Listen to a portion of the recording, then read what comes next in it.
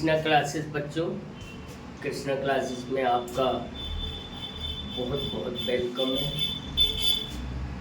आज हम लोग पढ़ेंगे चैप्टर साइंस का पहला चैप्टर है ये, केमिकल रिएक्शन एंड इक्वेशन। तो बच्चों कुछ भी समझने से पहले थोड़ा सा हम ये समझते कि केमिकल रिएक्शन होती क्या है बेसिकली, है ना।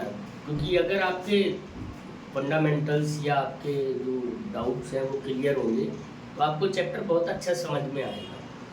तो आप ऐसे समझो बच्चों कि जैसे हम अगर कोई भी दो चीज़ों का, आपने 9th में जो पढ़ा था ना, जो सेकंड चैप्टर था मैटर्स के बाद वाला जो चैप्टर था, है ना, उसमें सेपरेशन ऑफ मैटर्स का करा गया था। उसी में आपको ये भी सिखाया गया था कि जब हम उसमें आपको मिक्सचर्स वगैरह के बारे में पढ़ाया गया था। तो उससे थोड़ा सा ऊपर उठ के सोचो कि हम जब किन्हीं दो मिक्सचर को थॉरली मिक्स करते हैं, थॉरली मिक्स करने का मतलब उनको आपस में बड़ी अच्छी तरह मिलाते हैं, तो कोई एक नया सब्सटेंस मतलब प्रोड्यूस हो जाता है। वो जो नया सब्सटेंस प्रोड्यूस हुआ, है ना, तो इसका मतलब ये हुआ कि वो जो पहले वाले दो सब्सटेंस थे, दो या दो से ज़्यादा सब्सटेंस थे, उनकी आपस में कोई ना कोई रिएक्शन होती है। अगर हम एक बिल्कुल नॉर्मल सा एग्जांपल देखें तो जैसे हम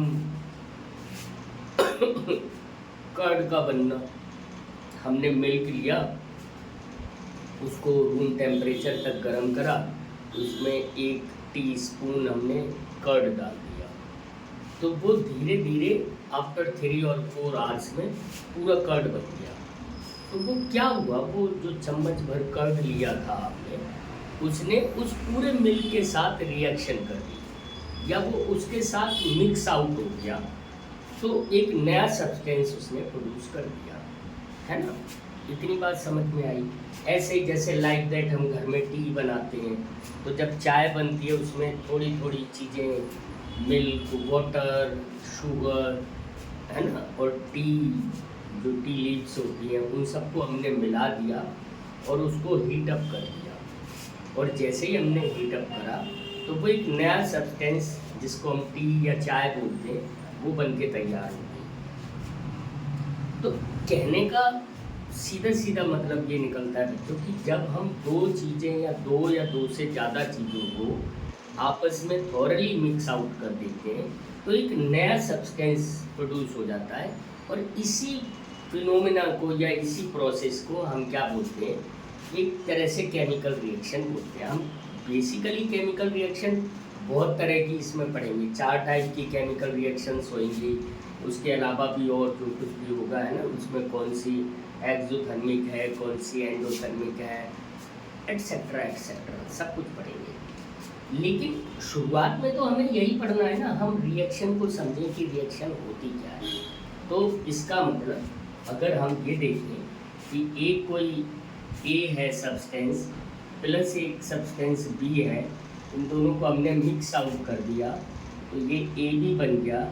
इसको हम क्या बोलेंगे कि ये केमिकल रिएक्शन हो गई। इसमें इसको भी और इसको भी हम रिएक्टेंट्स बोलेंगे, रिएक्टेंट्स, और इसको हम क्या बोलेंगे, इसको हम बोलेंगे प्रोडक्ट। बात समझ में आई बच्चों? यही बात मैंने अभी आपको समझाई। क्या समझाई कि जब दो या दो से ज़्यादा सब्सटेंसेस को हम आपस में थॉरली मिक्स आउट कर देते हैं तो एक कोई नया सब्सटेंस प्रेजेंट हो जाता है या बन जाता है। उसी इस प्रोसेस को हम केमिकल रिएक्शन बोलते हैं बच्चों, है ना। अब इसको हम इसकी डेफिनेशन भी इसी अकॉर्डिंग लिख सकते हैं, है ना। When we thoroughly mix out, क्या लिख सकते हैं इसको, आप बताओ बच्चों क्या लिख सकते हैं, है ना। समझ में आ रहा है ना आपको? तो रिएक्शन के लिए भी आप जो इक्वेशन लिखोगे वो ऐसे ही लिखोगे। व्हेन 2 और मोर सब्सटेंस, क्या लिखोगे, when 2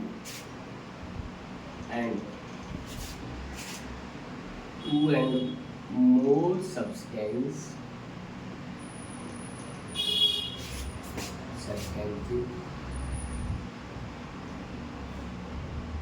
poorly mixed each other makes a different substance is called the chemical reaction। Reaction को हम RHN से शो करते हैं बच्चों, है ना। शॉर्ट फॉर्म रिएक्शन की जो होती है वो हम RHN करके लिखते हैं। समझ में आ रहा है ना बच्चों। मैंने यही बोला, यही आपको समझाया कि केमिकल रिएक्शन जो होती है जब हम दो या दो से ज़्यादा सब्सटेंसेस को थॉरली मिक्स आउट कर देते हैं तो एक नया, लेकिन मैंने साथ में यहाँ पे क्या लिखा, डिफरेंट। इस डिफरेंट का मतलब ये हुआ कि जो प्रॉपर्टीज है ना, प्रॉपर्टीज इनकी होंगी, इन दोनों की, वो इसकी नहीं होगी, इसकी डिफरेंट प्रॉपर्टी होगी, डिफरेंट प्रॉपर्टीज। अब प्रॉपर्टीज का मतलब क्या होता है बच्चों? प्रॉपर्टीज का मतलब उनकी जो भी वो देखने में कलर या फिर उनकी स्मेल, ऑर्डर, ये सारे जो होंगे वो डिफरेंट होंगे। तो इतनी बात आपको समझ में आ गई। अब जैसे इसमें एक एग्जांपल आपकी जो बुक में ही दिया है उसी को लेके चलते हैं, उसी को समझते हैं, पढ़ते हैं, है ना। उससे आपको और थोड़ा सा समझ में आएगा कि हम बेसिकली पढ़ने क्या जा रहे हैं। आपकी बुक में एक एक्टिविटी दी हुई है, वो है बर्निंग ऑफ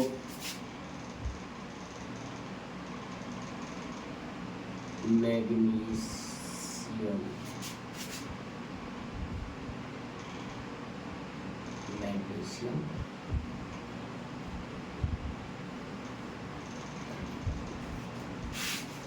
इसको समझते हैं। मैग्नीशियम रिबन Mg, इसको हम जब जलाते हैं तो क्या हमें मिलता है? MgO प्लस, बस यही मिलता है।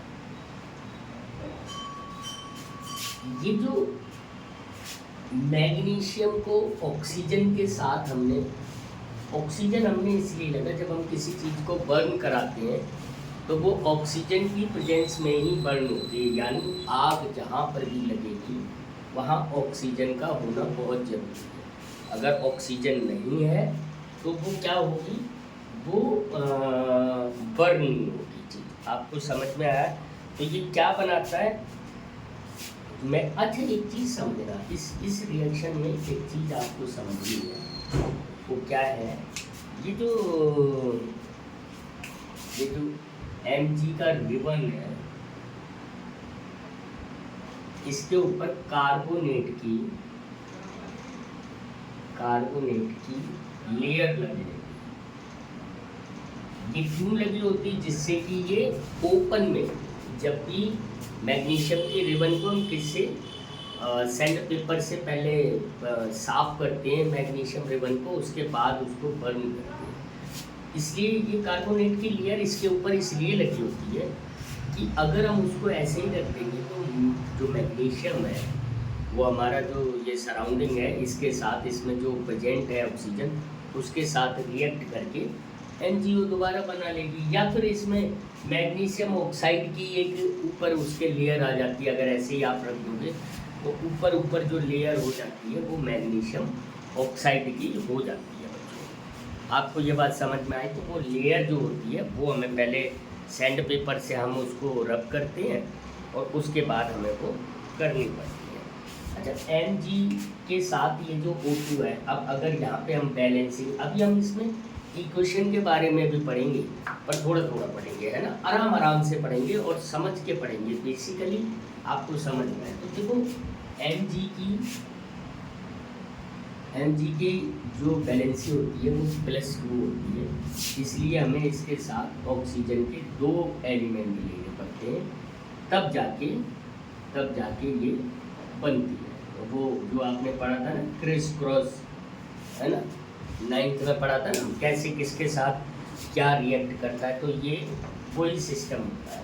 तो ये करने के बाद यहाँ पे मैग्नीशियम ऑक्साइड प्रोड्यूस होता है। तो ये क्या होता है, ये इसमें ये जो होता है इसको हम पीपीटी भी बोलते हैं। पीपीटी का मतलब होता है प्रेसिपिटेट।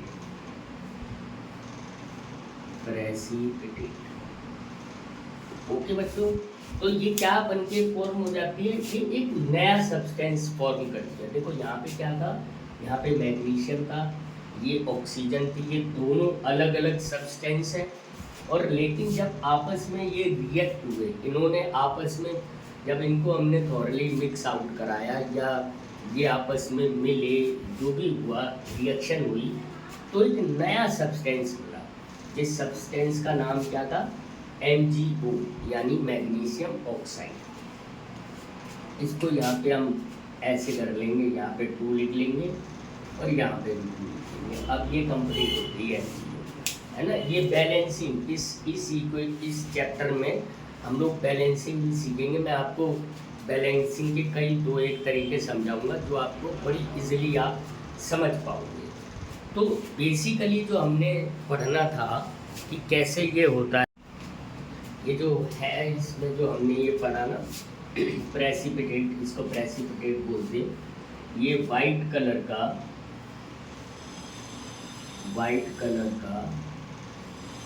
एक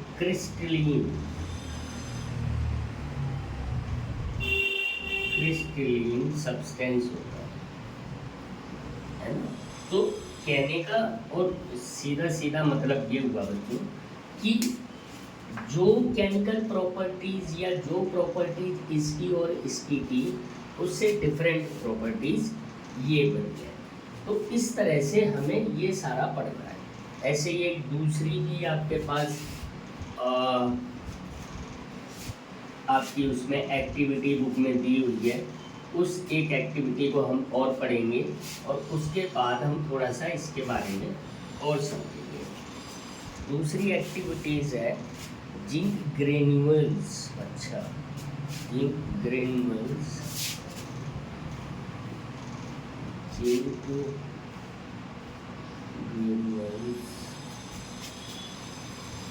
with dilute sulphuric acid, with dilute sulphuric acid, ये वाली इसको हमने रिएक्ट कराया। जिंक ग्रेन्यूल को किससे कराया, तो ये देखो क्या बनेगा, Zn को हमने किससे कराया, SO4 से, सॉरी H2SO4 से कराएंगे, H2SO4 से कराया। तो ये आगे क्या बना, ZnSO4 प्लस H2S2। अब यहाँ पे ये जो प्रोड्यूस हो रही है, ये एक्टिविटीज़ को हम समझ रहे हैं बच्चों। अभी हम केमिकल रिएक्शन भी साथ के साथ समझ रहे हैं, लेकिन साथ के साथ जो आपकी जो होता क्या है, बेसिकली आप लोगों के जो एग्ज़ाम में क्वेश्चंस आते हैं, वो कई सारे क्वेश्चंस ऐसे आ जाते हैं कि वो आपकी एक्टिविटी में से ही आते हैं। तो यहाँ पे ये जो H2 गैस निकल रही है, इसकी प्रॉपर्टी क्या है। अब ये देखो, एक ये कोई ऐसे करके बीकर होता है ना,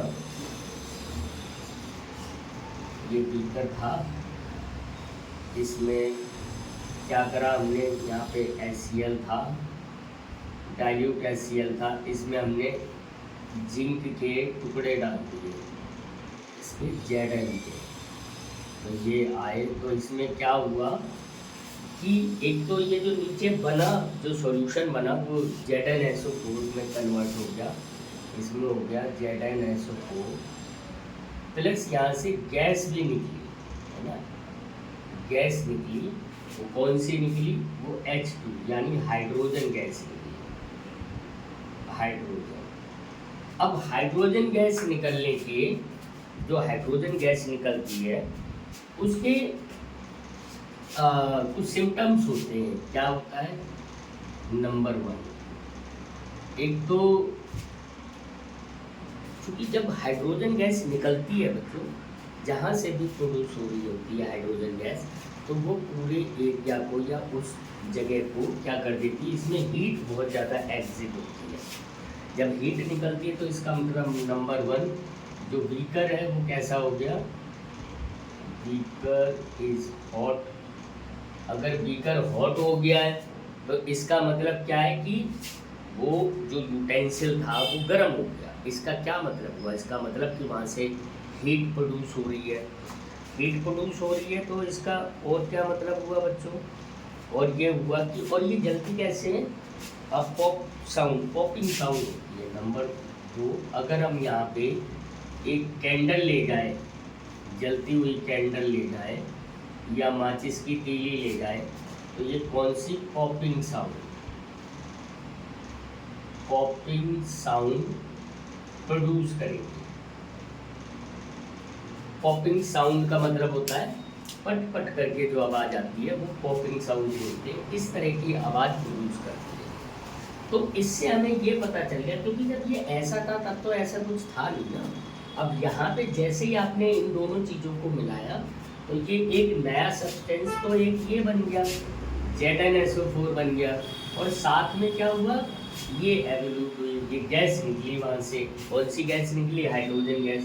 अब हाइड्रोजन गैस निकलती है, बहुत बार क्वेश्चन ऐसे आते हैं कि वहाँ से गैस एवोल्यूट हो रही है, तो आप बताएं कि वो गैस कौन सी है। उसके सिम्टम्स ये दे दिए, है ना, ये दे दिए कि एक तो वो जो यूटेंसिल था वो हॉट हो गया या गर्म हो गया, और दूसरा वो पॉपिंग साउंड प्रोड्यूस कर रही है। तो नेचुरल बात है कि अगर ये दोनों प्रॉपर्टी है तो इसका मतलब निकलने वाली गैस हाइड्रोजन ही होगी। इतनी बात आप सबको समझ में आ गई ना बच्चों। इसके बाद जो हम अभी आगे करेंगे, तो इसके आगे हम ये क्या पढ़ेंगे? Characteristics of chemical reaction. तो वो जो रिएक्शनें हुई थी, जो हमने अभी इसमें पढ़ी, 2 रिएक्शन। एक तो हमने जिंक ग्रेन्यूल्स मिलाए थे डाइल्यूट H2SO4 में, और दूसरी कौन सी करी थी? हमने मैग्नीशियम रिबन को बर्न करा था। तो ये जो सारा हुआ, जो हमने पढ़ा, इसके बारे में समझा, तो हम समझे क्या इससे, है ना। तो सबसे पहले जो बात समझेंगे, नंबर 1 जो कैरेक्टरिस्टिक्स या जो कैरेक्टर्स चेंज हुए वो क्या हुआ? नंबर 1 चेंज इन कलर,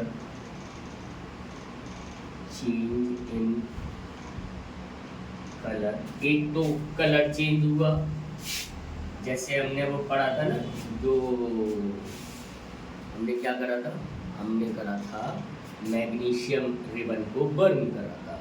तो बर्न करने के बाद जो हमें MgO मिला था, वो PPT बोला था उसको हमने। वो PPT कैसे कलर का था? वाइट कलर का, जो हमने बताया था ना, क्रिस्टलीन था। तो वो चेंज इन कलर हो गया। दूसरा, produce heat, produced the heat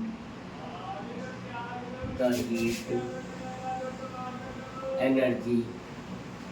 बच्चों ये जितने भी ये चेंजेस आ रहे हैं, इसका ये जरूरी नहीं है कि आपका ये बिल्कुल मतलब नहीं है कि ये सारे जो कैरेक्टरिस्टिक्स हैं सब सारी रिएक्शन में नहीं।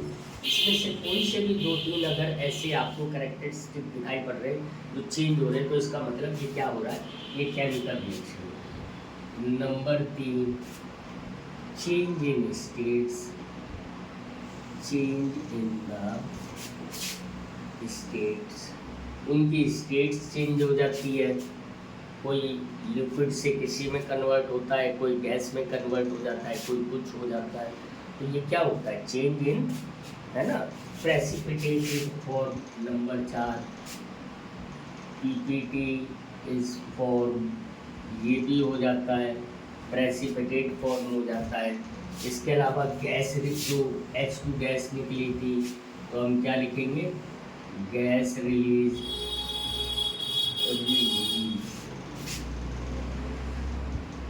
गैस में रिलीज होती। तो ये इस तरह के कुछ एक कैरेक्टर्स हैं जो उसमें होते हैं। अब अगर हम ये सारी बातें समझ चुके कि रिएक्शन क्या होती है, ये हमें समझ में आ गया, लेकिन साथ में आपके चैप्टर का नाम है केमिकल रिएक्शन एंड इक्वेशन। तो ये इक्वेशन से आपका क्या रिलेशन है ना, तो इक्वेशन को अब हम समझेंगे। इसके कुछ कैरेक्टरिस्टिक्स हैं जो मैं आपको लिख देता हूँ, फिर हम इसको आप समझेंगे। मतलब बच्चों, जो हमने पढ़ा कि केमिकल रिएक्शन कैसे होती है ना, तो हम टॉपिक पे थे इक्वेशन।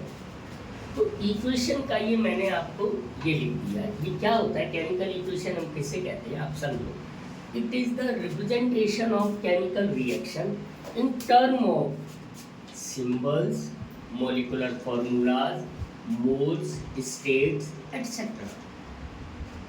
मतलब ये है बच्चों कि जो हम इतना बड़ा सब कुछ लिखते हैं कि हमने ये रिबन लिया, ये गैसियस फॉर्म में हुआ, ये प्रेसिपिटेट बना, तो उनको हम शॉर्ट करके एक लाइन में जो लिख देते हैं, that is called the chemical equation, है ना। As we know all chemical reactions obey law of chemical combination, हमने 9th में पढ़े थे ना, 2 कॉम्बिनेशन पढ़े थे। तो ये जो केमिकल कॉम्बिनेशन है, therefore chemical reaction need to be balance.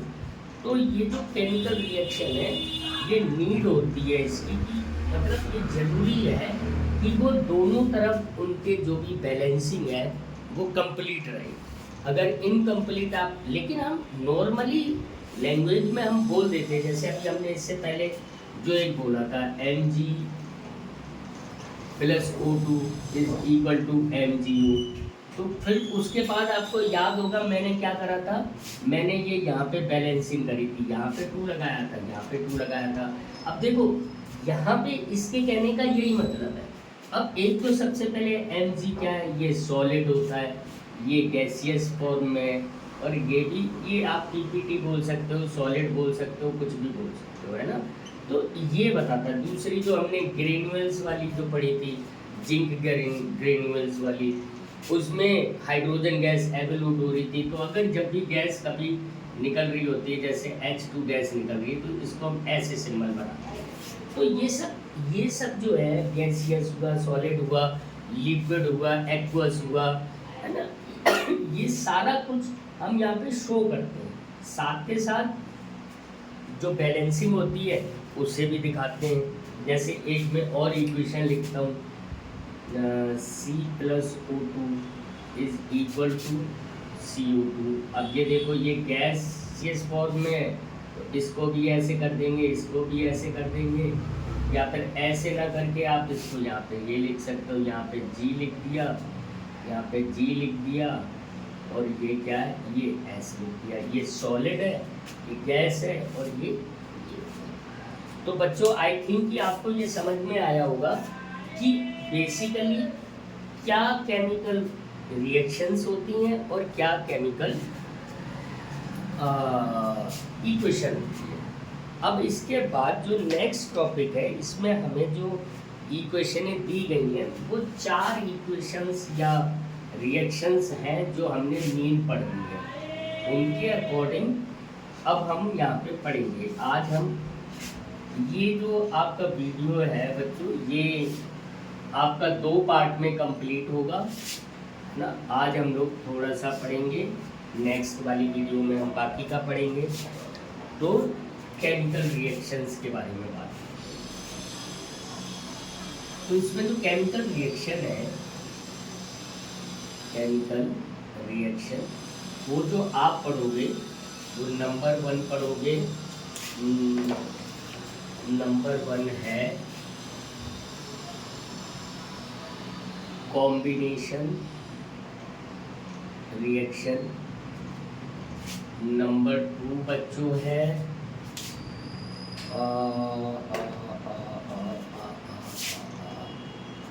Number 2 वाली कौन सी है बच्चों, एक कॉम्बिनेशन है, दूसरी है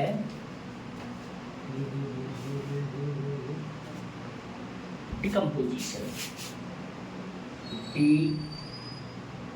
डिकम्पोजिशन रिएक्शन।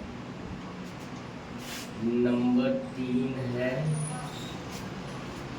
डिकम्पोजिशन के बाद बच्चों जो आएगी वो आएगी आपकी डिस्प्लेसमेंट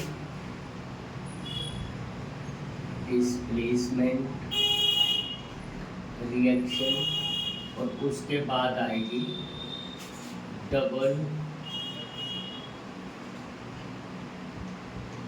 डिस्प्लेसमेंट रिएक्शन, है ना। तो ये 4 तरह की रिएक्शंस हैं जो आपको पढ़ना है। थोड़ा सा समझ लेते हैं यहाँ पे, बाकी हम जो नेक्स्ट वीडियो में पढ़ेंगे उस नेक्स्ट वीडियोज में बच्चों हम इन सब के बारे में प्रॉपर पढ़ेंगे। कॉम्बिनेशन के बारे में थोड़ा सा समझ लेते हैं। ये 2 और more substance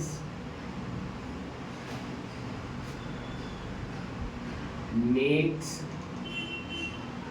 a single product, okay.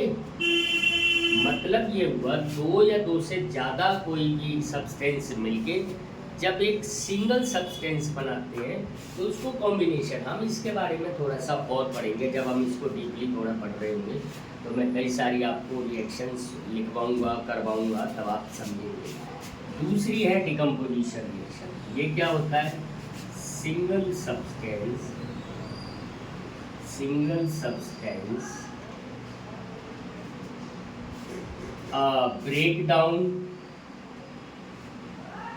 break down in the 2 or more substance। समझ में आया ना? ये क्या होता है? एक सिंगल सब्सटेंस होता है, या कंपाउंड सब्सटेंस की जगह आप कंपाउंड भी बोल सकते हो, है ना। कंपाउंड, क्योंकि कंपाउंड क्या होता है? कंपाउंड कोई से भी 2 चीज़ों से मिलकर जो बना हुआ होता है, जो प्रोडक्ट बनता है उसे कंपाउंड बोलते हैं। जैसे इससे जो जिंक ग्रेन्यूल वाले में हमने पढ़ा था ना, तो ZnSO4 जो पढ़ा था वो कंपाउंड होता है। डिस्प्लेसमेंट वाली जो ये है आपके पास ये रिएक्शन, ये क्या करती है? इसमें जो more reactive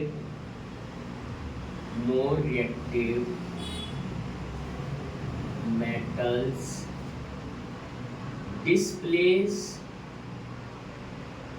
the less reactive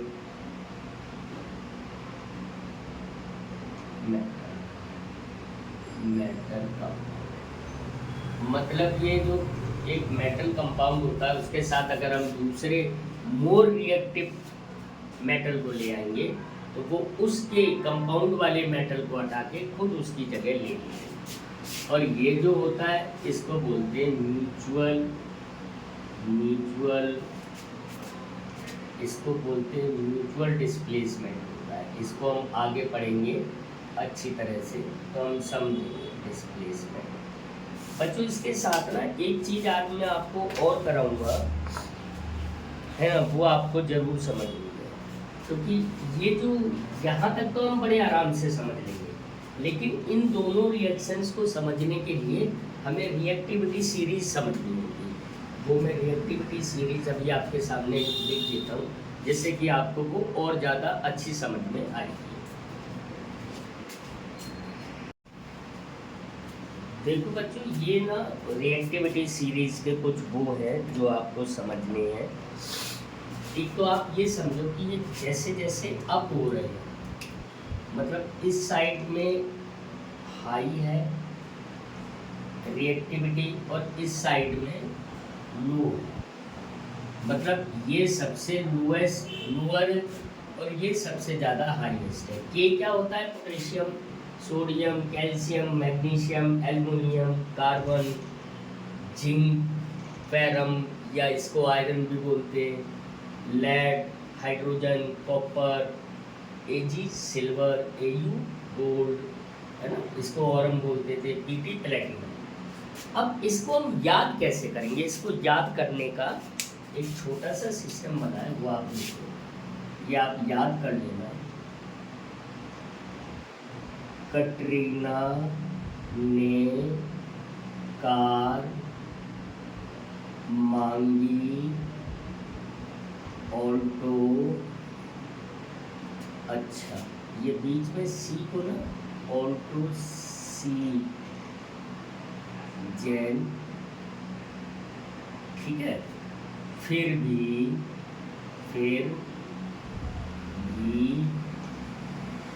EV को भी में काउंट करा, फिर भी है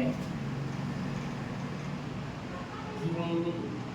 अब यहाँ से ना यहाँ पे एच जी और आता है, तो आप नहीं भी लिख रहे हो तो फिर भी क्यों सिल्वर ऑडी प्लेटिनम। तो इनसे ना आपको ये रिएक्टिविटी सीरीज कुछ हद तक याद हो जाएगी। कटरीना ने कार मांगी, ऑटो सीजन फरारी, या फिर फरारी की जगह यहाँ पे लिखोगे फरारी, और यहाँ पे लिखोगे फिर भी है ना, फिर भी है क्यों सिल्वर ऑडी प्लेटिनम। तो ये थोड़ा सा एक रेमिंग बनती है। इस रेमिंग से क्या होगा, आपको ये समझ में आएगा कि ये K is more reactive than N is more reactive than CA is more reactive than Mg, ये है। और जब हम ये अगर आपको जब याद होगी, जब हम चैप्टर नंबर 3 पढ़ रहे होंगे, जब हम reactive metal and non metal पढ़ रहे होंगे, तो वहाँ पे हम समझेंगे कि कैसे इनकी रिएक्टिविटी सीरीज के अकॉर्डिंग हम इनको करते हैं। ओके बच्चों, तो इसके आगे की नेक्स्ट जो वीडियोस में हम दूसरी वीडियो में पढ़ेंगे बच्चों। साथ के साथ आपको ये आपसे रिक्वेस्ट है, या मैं आपसे ये बोल रहा हूँ कि इस चैनल को आप ज़्यादा से ज़्यादा लाइक एंड सब्सक्राइब करें, जिससे कि हम और भी अच्छा आपके लिए कर पाएँ। Thank you so much.